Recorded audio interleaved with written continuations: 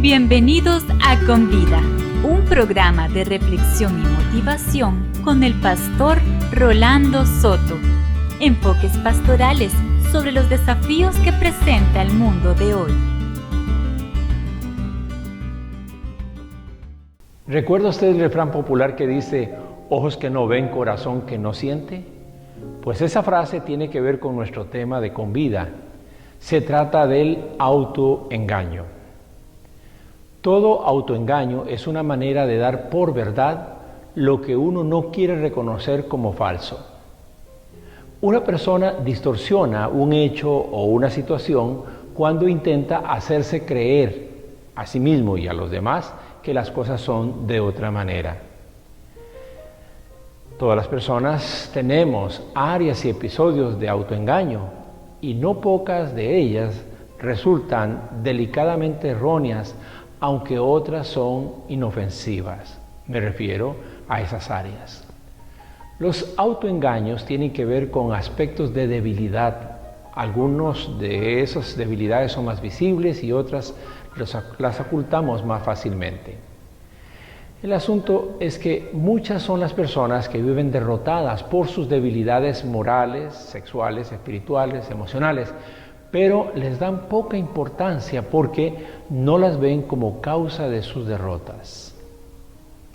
Estamos hablando, por ejemplo, de la persona que ocasionalmente ve pornografía y se consuela de que por ser algo ocasional, eso no lo afectará en su vida personal. Autoengaño. Otro ejemplo es el de la persona acostumbrada a cierto nivel de vida, estatus, que comienza en algún momento a perder capacidad financiera y sin embargo sigue viviendo con los mismos gustos y gastos de tiempos idos. Terminará en la ruina debido a su autoengaño.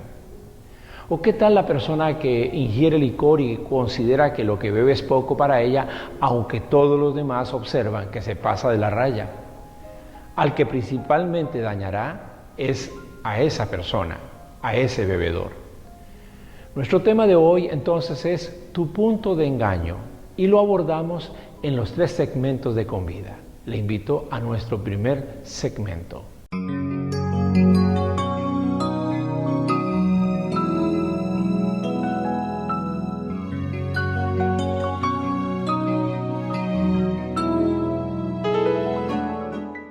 El doctor Robert Trivers es un científico, biólogo y psicólogo norteamericano considerado por la revista Times como una leyenda viva de la biología y de las ciencias sociales. Él ha dedicado mucho de su talento al estudio de nuestro tema, el autoengaño. El doctor Trivers plantea que cuanto más nos engañamos a nosotros mismos, mejor engañaremos a los demás.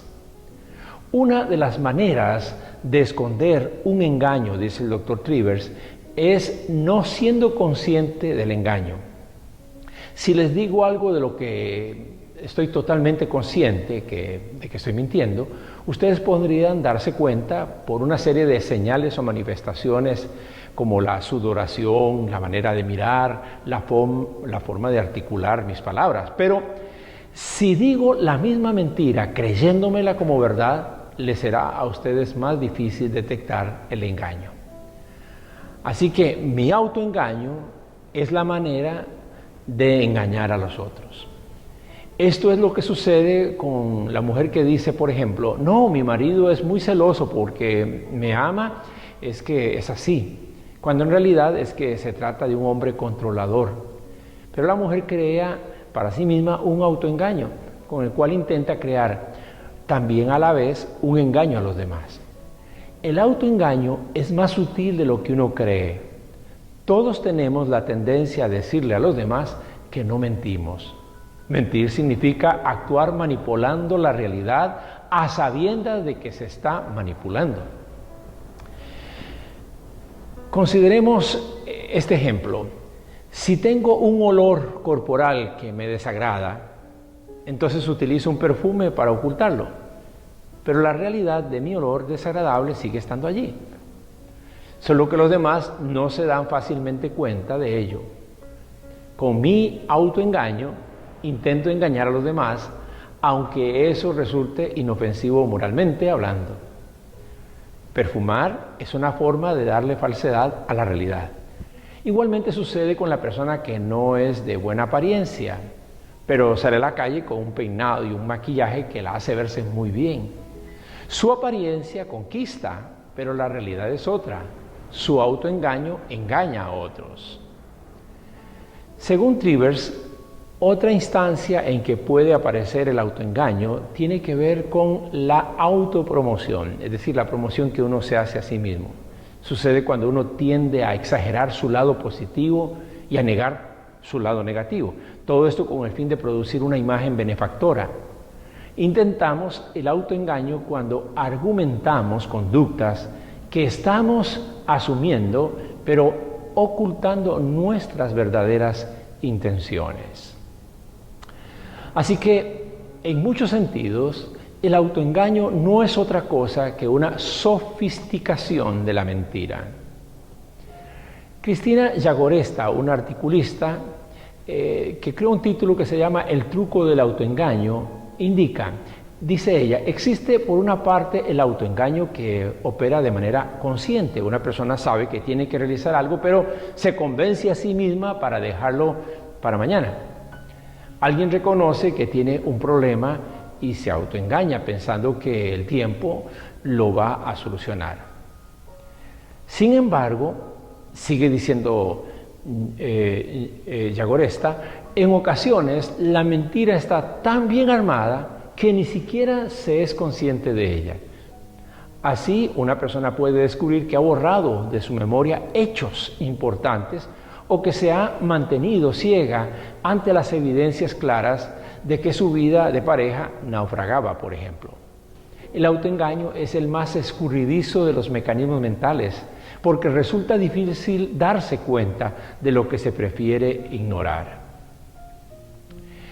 Otro especialista, el doctor Daniel Goleman, en su libro El punto ciego, hablando de un hecho particular relacionado con la fisiología, la parte posterior del ojo, en la que existe una zona donde confluyen las neuronas del nervio óptico que carece de terminaciones nerviosas, él le señala que esta zona constituye un punto ciego. Habitualmente no se percibe su existencia porque se compensa con la visión superpuesta de ambos ojos. Pero incluso cuando se emplea un único ojo, resulta difícil distinguirlo, pues ante la falta de información visual, el cerebro rellena virtualmente esa pequeña área de relación con el entorno. Pues bien, algo parecido sucede con el autoengaño a nivel psicológico. Todos tenemos, por así decirlo, puntos ciegos en nuestra conducta. Son como zonas de experiencia personal en las que somos proclives a bloquear nuestra atención y terminamos autoengañándonos. Algunos las consideran como especie de lagunas mentales que rellenamos con fantasías, con explicaciones racionales o con explicaciones de cosas que imaginamos. Llagoresta, volviendo a ella, señala que se trata de un hecho comprobado que no percibimos la realidad tal y como es, sino que elaboramos nuestra interpretación particular a partir de lo que captan los sentidos. Incluso la memoria resulta altamente engañosa, dice ella, pues contiene una serie de filtros que seleccionan la información que llega a la conciencia. En muchos escenarios de la vida, el problema es que quien se autoengaña se va agotando mental, emocional y espiritualmente, sobre todo porque la contradicción que se produce en el cerebro afecta la capacidad de que la persona piense y haga bien las cosas, debido a que lleva dentro una especie de goma moral, porque siente que no ha hecho bien. Y son muchas también las personas que creen que no pueden vencer este problema y que Dios está tan a disgusto de ellas que el Señor mismo les ha dado la espalda. El sentimiento de culpa suele ser tan fuerte que dan por sentado que Dios solo los mira con desprecio. Quiero que volvamos entonces a la palabra. ¿Qué dice la palabra de Dios con respecto a nuestro tema en esta ocasión?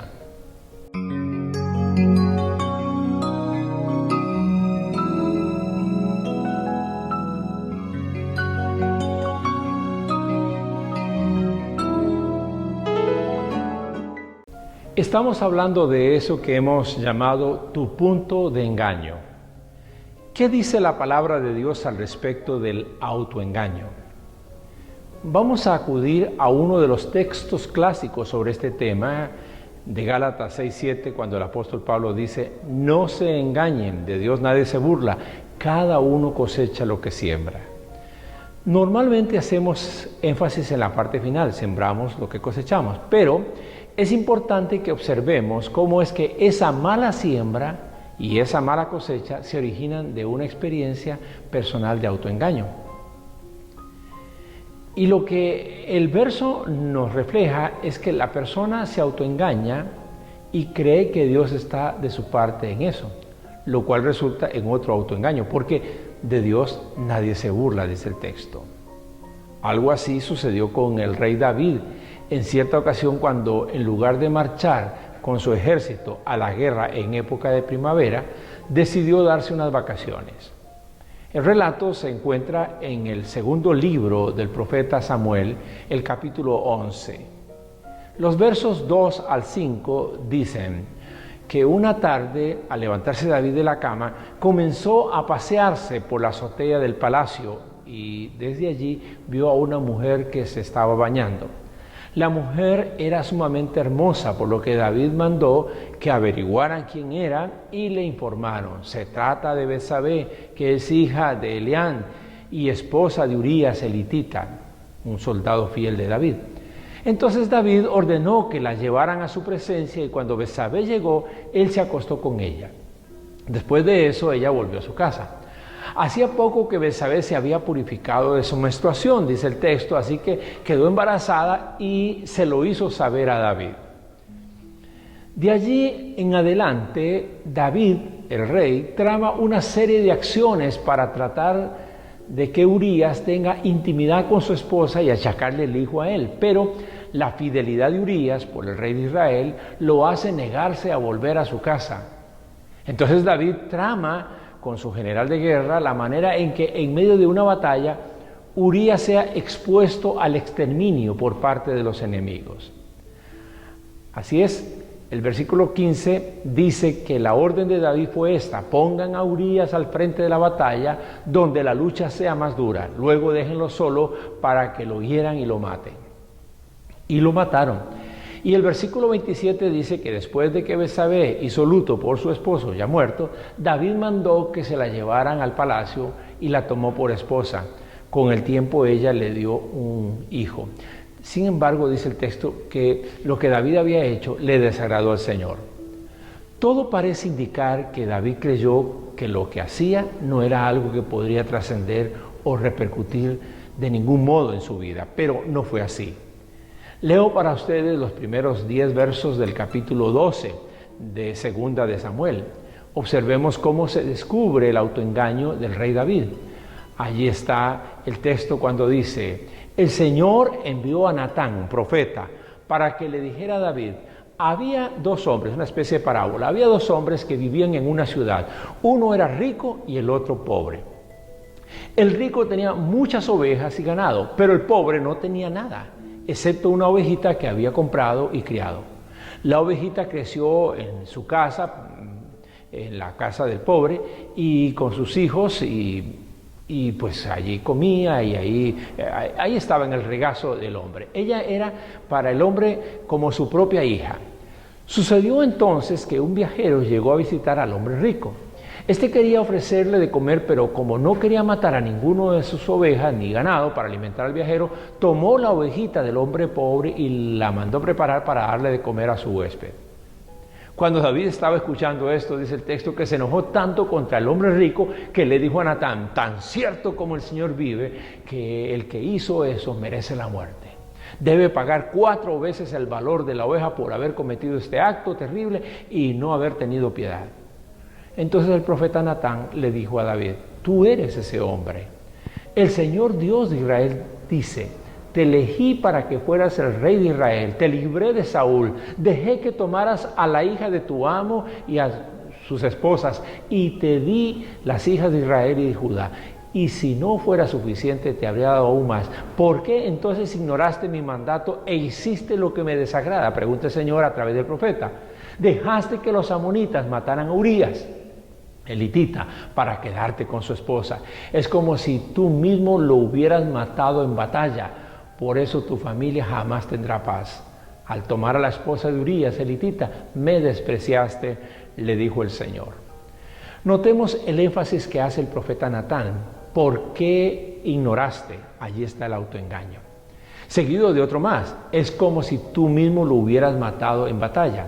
Como otro lo hizo, yo no lo hice, pero Dios está responsabilizándolo a él. Señalemos algunas características del autoengaño a la luz de este episodio bíblico. La primera característica es la tendencia a asumir papeles de actuación ante las demás personas. David se comportó como un actorazo. Se compró el papel estelar de parecer inocente cuando era el centro de un plan maquiavélico.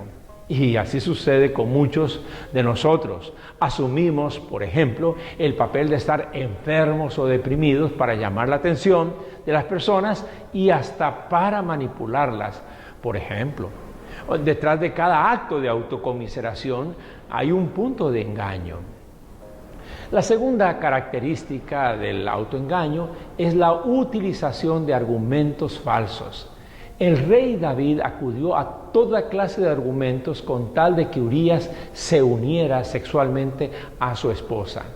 Él no estaba interesado en el amor de Urías por su mujer, por su esposa, estaba interesado en hacer un lavado de su error. Y lo peor de todo esto es que su gente alrededor le creía. Hay gente que termina creyéndose su propia mentira y haciéndosela creer a otros. Los argumentos falsos son parecidos a las verdades dichas a medias. Ambas actitudes son mentira. La tercera característica del autoengaño en este texto es el uso del plan B bajo la manga, por si las cosas no salen de un modo, que salgan de otro. Hacerlas de tal manera que se pueda lograr la finalidad del engaño. Urías no fue al combate pensando que lo fueran a dejar solo, pero David tenía el plan B de dejarlo solo. En realidad, David diseñó varios planes que no le salieron. Él argumentó que Urías debía ir a su casa porque lo notaba cansado. Como eso no funcionó, entonces lo embriagó en un banquete para que borracho fuera a su casa y no lo logró. Y como no funcionó, entonces sacó el plan con el que finalmente liquidó a aquel fiel soldado.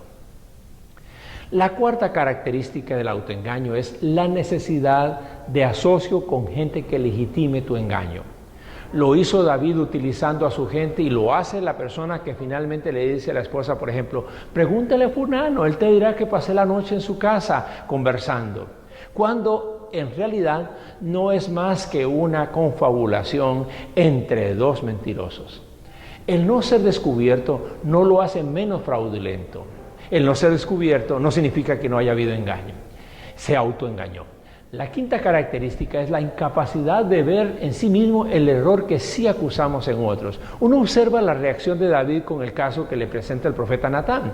David le llama ruin a aquel hombre que le quitó la única oveja que tenía el hombre pobre de la parábola que les presentó el profeta. David, en su calidad de juez, lo sentencia a pagar y a morir. Es que uno tiene esa capacidad que describía Jesús de mirar la astillita en el ojo ajeno sin percatarse de la tuca, del tronco en el ojo propio.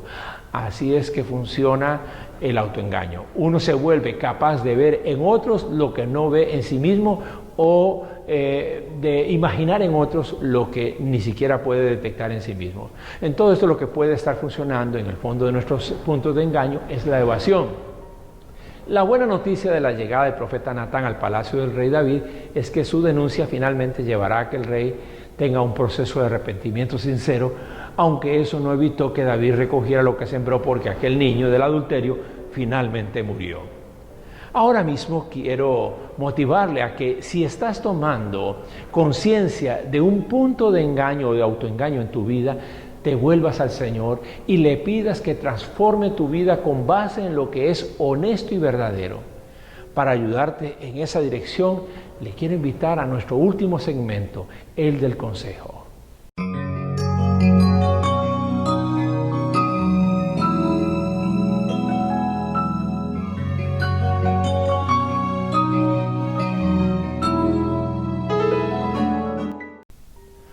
vamos a nuestra parte final de este Con Vida, las acciones.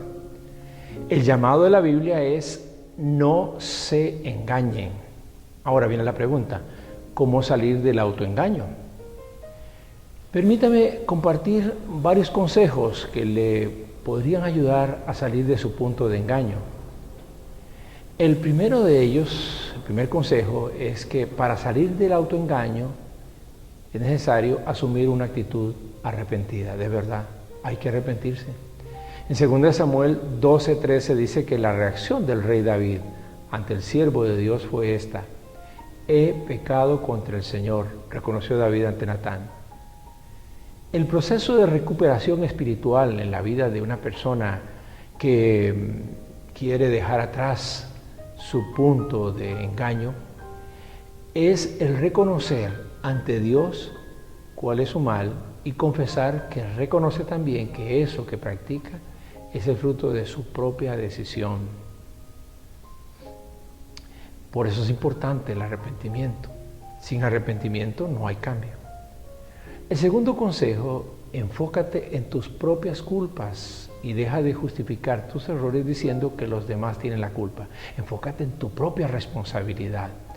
El error de David fue el darle rienda suelta a sus apetitos sexuales. Él no podría justificar su error responsabilizando a la mujer de que su belleza era seductora, como suele suceder en estos casos. Muchos hombres se autoengañan así. Cuando uno se enfoca en las responsabilidades propias y se olvida de las culpas ajenas, uno está mejor preparado para salir adelante y vencer ese punto de engaño propio. Tercer consejo, deja de utilizar tu poder o tu estatus para involucrar a otros en tus enredos y mentiras. Para decirlo de alguna manera, David se llevó entre sus pies a más de uno en este autoengaño. Él involucró hasta a su más leal y alto jerarca del ejército israelí, Joab, y a otros oficiales y soldados. ¡Qué descaro! Involucró a su servidumbre, abusó de su poder para poseer a Betsabé. Por eso decide que no vas a hacer más uso de tu poder, de tu fuerza, de tu influencia, de tus recursos materiales para manipular a otros en tu propio error. El cuarto consejo, abandona las justificaciones a tus propios fracasos producto del autoengaño. Ya lo hemos afirmado, uno cosecha lo que siembra. Los fracasos son una cosecha de cosas sembradas, haciendo uso del engaño. Ningún mal debería tener argumentos que lo hagan permanecer en nuestro corazón, ninguno.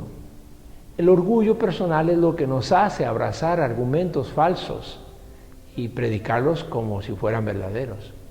Quítate de la mente los argumentos que falsean tu conducta, como quien se quita una camisa vieja y la tira al fuego. Finalmente, el quinto consejo, dale el control de tu vida al Señor Jesús. Solo Él te puede hacer una nueva persona.